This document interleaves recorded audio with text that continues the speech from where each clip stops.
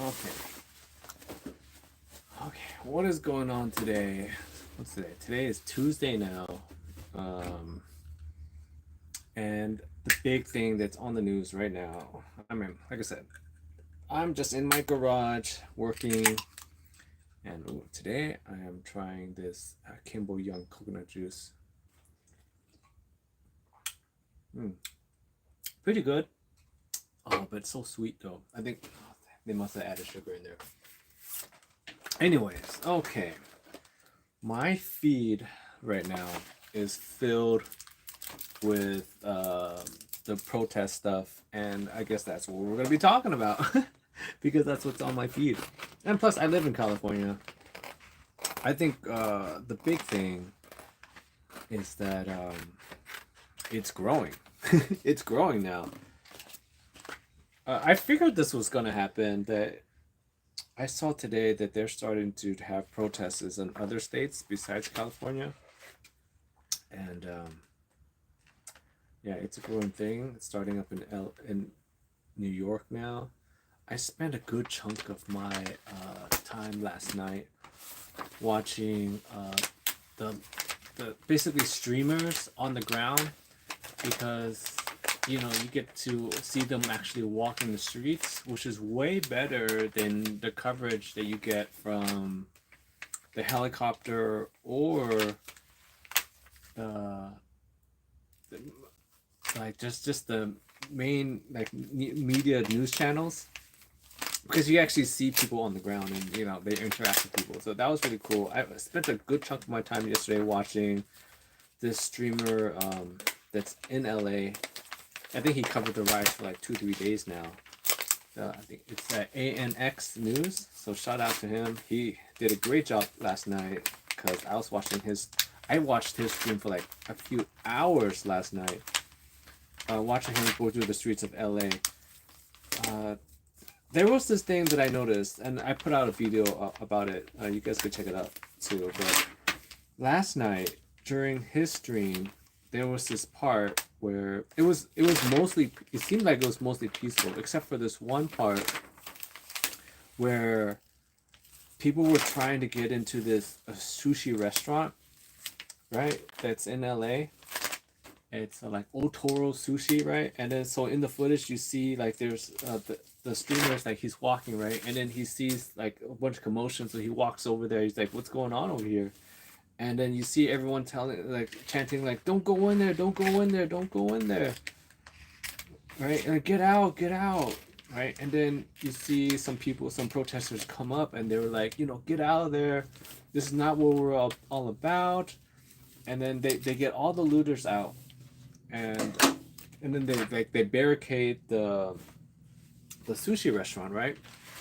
And then I noticed, and then so that was that, and that was like probably the most eventful thing that happened in that whole stream. The rest of the stream was basically him walking around, and then at one point the police, I think around like 10 o'clock, the police came out, and they like basically are enforcing like a curfew, or they designate the area to be a unlawful assembly area. So that gives them the right to start kicking people out, and that's when they started shooting tear gas and kicking people out. Right. So the rest of it wasn't that eventful.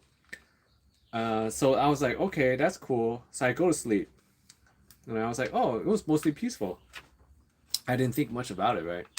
And then when I wake up, I check the news, and I saw that there was looting that happened last night, and I was like, what? I didn't see any looting from this guy's point of view, and he walked all over. He walked everywhere during the protest, right? And then I saw the footage of the looting, and then it got me thinking, and I went back to look at the footage of the people that were trying to get into that sushi restaurant I was mentioning earlier. And then I noticed something. There were a bunch of guys that were like fully masked up. Like I'm talking full on black on black, hoodie on, black face mask to like here, like all the way up. And I saw them in the corner. They were the ones. If you got time, go check out my video. It's up now. You guys can go check it out. But they were there, and it looked like they were the ones trying to get into the restaurant, the sushi restaurant. And since all the other protesters that were there, like basically was saying like, you know, like don't do that and start trying to get everyone out, they stopped. Um, and then I was thinking about that, and then I saw the Adidas thing again. I looked at it and I saw similar looking guys, like fully decked out, black on black, hoodies up, and they stormed the Adidas store. And I was thinking to myself, like, oh, interesting. And then the news coverage was saying that all the stores that were actually looted yesterday, and if you guys are watching this later, we're on the 10th right now. This happened on the 9th. We're on one street, like most of it was in one particular area. And then so I thought to myself, okay, how far away is this sushi restaurant from this Adidas store that got looted, right? So I look it up, and it was like it said 25 minutes apart, where the sushi restaurant was, where the Adidas store was, and I was like, oh, they could have totally walked that distance because the sushi restaurant, when they tried to loot it, was way earlier, right? Because I know that for a fact because I remember looking at the time, and this was the Adidas store must have had looting must have happened after the curfew thing when they announced that that area was unlawful assembly because nothing happened. Like there was no chatter about any looting or anything. They were saying like, oh, you know, it was relatively peaceful and whatnot. So, but I looked at it again and I'm like, these guys look similar. And even in the footage that you like I said, go check it out.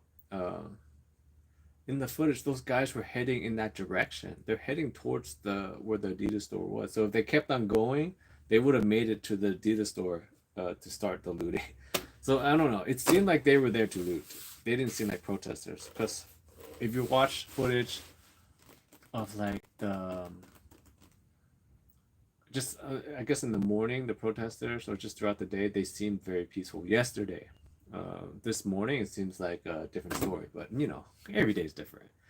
What else happened yesterday that I thought was very interesting during from watching all the streams? There was this part that was also really interesting.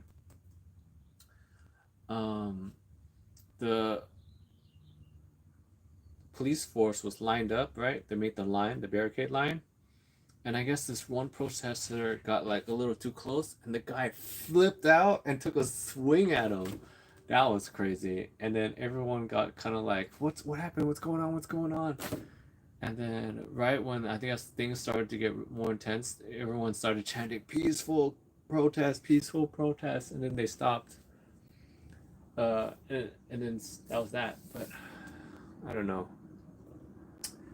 Seems like we're in a very interesting spot now. And oh, my question got answered yesterday from yesterday. I don't know you guys were here yesterday. When I saw that they were sending in the National Guard, right? My realistically, my first thought was moolah. How much money is this gonna cost, right? And it was just a curious thought that I had. But this morning, they actually someone addressed it. They asked Pete Hegseth, like, how much did it cost to deploy the National Guard to this area, right?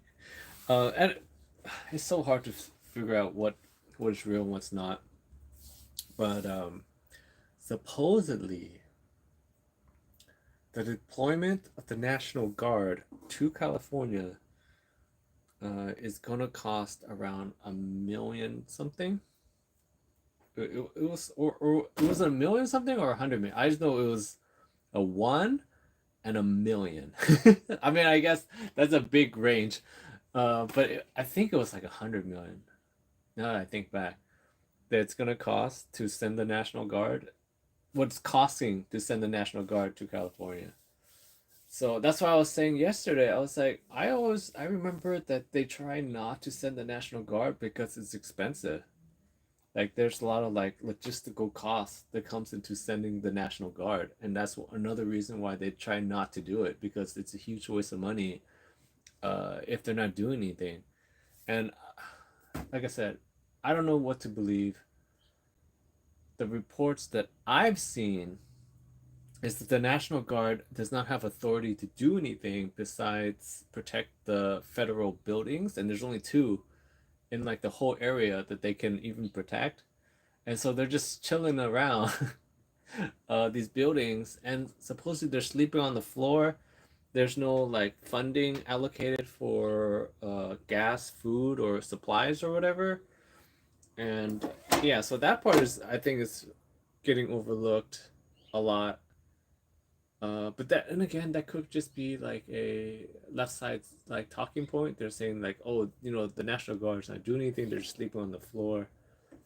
But I could totally see where they don't have a lot to do because it is strange for them to kind of like jump so far ahead in terms of the escalation. Uh, you know, I don't know. Does anyone else think that's kind of weird? I thought it was kind of weird that they just threw in the National Guard all of a sudden. No, I don't know. I thought it was strange, for them to just like jump into the National Guard to get them out there. So I could totally see the argument that I believe the argument right now is they're saying that Trump is trying to like incite something, or just make the left states look bad, because these protests are happening a lot more in the on the left, the blue states. Like I think New York is starting to pop off a little bit. You know. The other thing I wonder too, right? Because the big thing to me about these protests are looters, right? Because the looters don't really help anybody besides themselves, you know. And what I think about the looters is, what I really wonder. It'd be very interesting to find out later on, and this is probably something we'll never find out because no one really like takes the time to investigate this. And even if you investigate it, no one believes anybody anymore. You know, what I wonder, because in that footage that I saw with that guy, those people that were trying to get into the sushi restaurant, one of the guys, he definitely did not look like he was there besides to loot. Like he he was not I want to say he's not a minority. I mean, literally, you just see the slivers of his eyes, right? But from there, from the complexion of his skin, and I'm not trying to like typecast anybody or whatever, but it just seemed like he didn't belong in that area. That's what I have to say. He looked like he was there to loot, and it goes both ways. Because thinking about the looting is like, oh, like I get free stuff, cool. And then there's some people that are like, oh, if we start a looting, because like I said, if go back, and if you have time, I'm telling you, go into my other video where I kind of like just break that part out a little bit so you can see what I'm talking about. Those guys look like they were there just to loot, and it makes the protests overall look bad, right? So it's like a double win for the looters, right? If they're just protesting some random thing that you don't care about, and you just go over there and start looting, it's a double win. You undermine their whatever their goal is, and you get free stuff. It's like a double win, so I could totally see where, if you want to undermine the idea of whatever these guys are protesting for, you go over there and just start looting, and then it really starts popping off the riots. And because usually what happens is someone sees someone looting, and then you're thinking to yourself, I'm spending all my time here, I want to get some stuff too, and then Yeah, and then you're like FOMO. I don't want to miss out on all the free stuff. So then you start looting, and then someone else goes, I want to get some stuff. I've been sitting out here for hours. I want some stuff, and then they start looting, and then it just causes like this chain reaction of looting. You know, so it's so easy to start one of those chain reactions. Because that looks like that was what's going to happen at that sushi restaurant.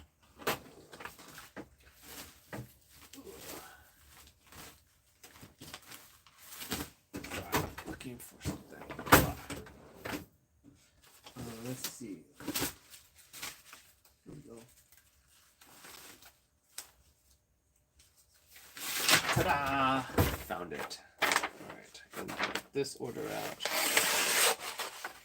Let's see, what else? But yeah, so they said that to send the National Guard is like $100 million. Insane. Insane. I'm telling you, that was literally, I don't know if it's like the my upbringing or whatever, that was literally my first thought. Was like, how much is this gonna cost? Because okay, I would be personally really, really upset if they send the national, if that really was the plan, to just send the National Guard just to send the National Guard, because it's a huge waste of taxpayer dollars if that's what ends up happening, and they're completely unused. Because here's the other thing I don't like so far is the National Guard is here, right?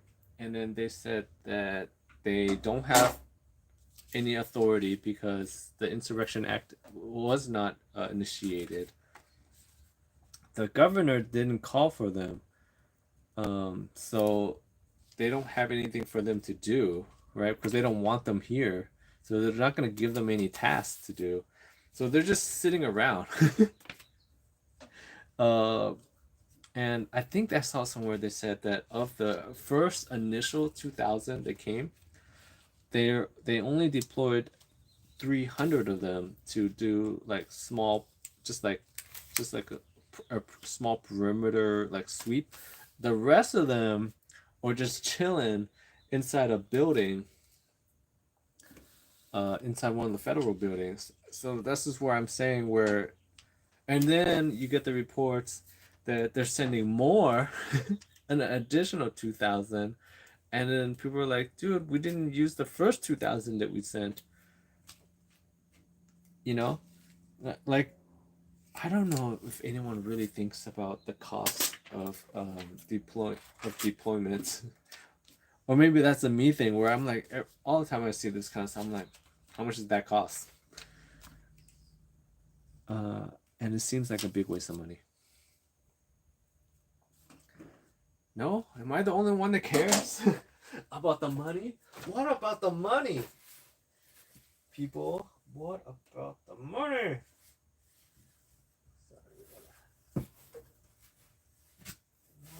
About the money. Nobody cares about the money.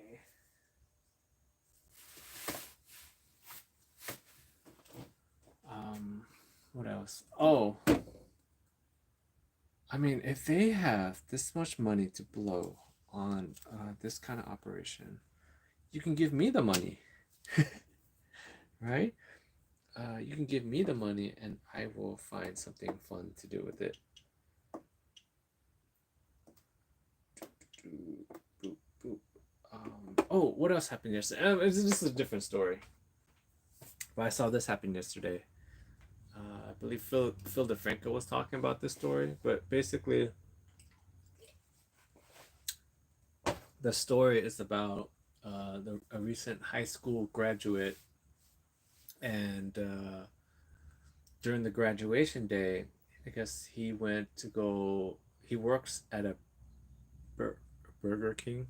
I want to say that's where he worked. It was basically a fast food place.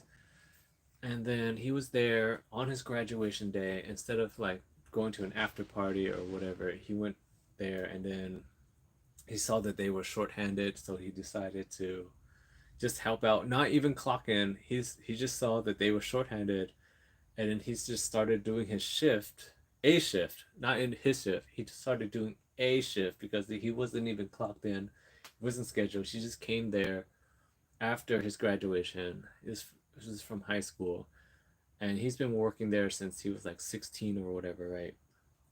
And then a mom comes down to get drive through with her daughter, and then her daughter goes to school with this guy, and she saw him, and then she was like, oh my god, like he's working while my daughter, doesn't have to do anything today. Like she's out here to have fun, but he's out here, he's working. And she takes a video of him and posts it, and it goes viral, right? And then she starts like a GoFundMe for him or whatever, and her goal was very small, but she ended up raising like I think $6,000 for him, right? And then this story started to blow up more, and it got up to like 200,000. Oh, I remember her goal was, she posted it and she wanted to get like Burger King to like, maybe like, hey, like look, you guys, you have this like really hardworking boy, maybe you guys can do something about this, like maybe give him a little something, as he's going off to college. And so she posts it, starts a GoFundMe for him, and it blows up. He gets $6,000, right, for college, and then the big media outlets pick it up, and then it blows up, and he got like, I think he got up to like $200,000 raised, right? And Burger King sees this story, and they put in like $10,000, right? And then they also put in another $10,000 for the lady's daughter. And so that was like supposed to be the feel good story of yesterday, right? We're like, oh, look how nice this is. Burger King donated, basically $20,000 for the future of these two kids, this one hardworking boy.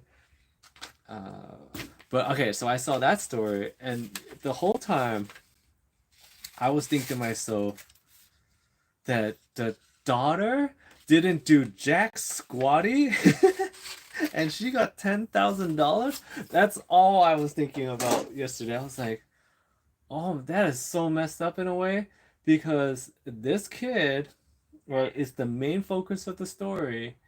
He worked, the mom, not even his mom, the girl's mom videotapes him working, gets big coverage. I mean, it's not like he didn't get anything. I'm just saying I thought it was funny that the daughter didn't do anything and still got $10,000 for her college. Like I was thinking, like that's, in a way, it's so messed up, because and yes, he would not have gotten anything without if her mom didn't post the video of the kid working working when he didn't have to work. But I don't know. My takeaway from that was, that's crazy. Some people in life just have everything handed to them, because I don't know.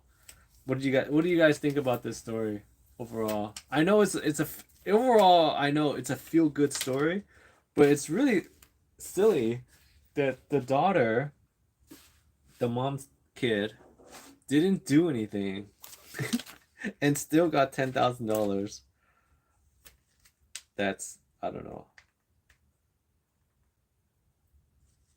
That's kind of crazy. I felt like Burger King, what they should have done is given the $10,000 to the boy, right?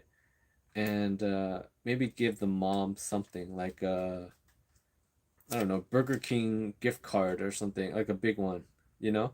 That to me makes way more sense than giving the daughter also a $10,000 scholarship or grant or whatever fund for her to use on college, because she did not do anything. She wasn't the one working. She wasn't the one to set up the GoFundMe. She wasn't the one that yeah, she just basically was just there sitting in the car. what is what does that teach you in life? Okay, that you could just sit around, and you don't know, some things just, it's ordained that that's gonna happen. Let's see, what else is going on in the world. I don't know. I'm tired of talking about the Diddy case. Uh, I'm very excited for it to be over, and we're only like 1/3 of the way into the Diddy case. But I feel so over it. I don't know. Are you guys over it at this point, or have you not been following along at all?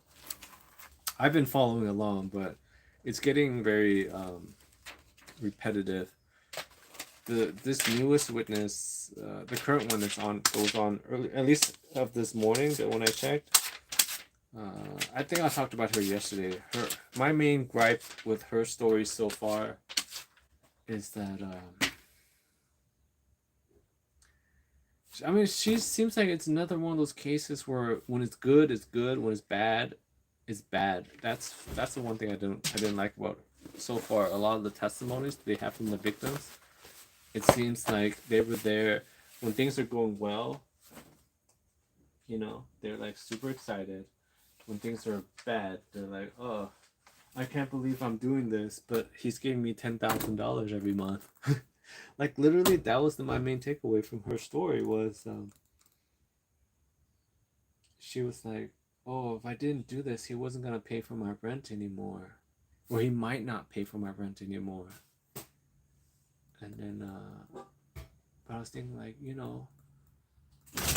you wouldn't have gone with him if he did it and he didn't have all that money. So in a way, they all just seem like gold digger ish type of girls, and this is what happens when you mess around with gold digger type girls. Is that once you stop having the gravy, they leave or they feel they discard you. And then I guess at this point they were just too afraid. It seems like this is the moral of the story for a lot of these victims, alleged victims, is that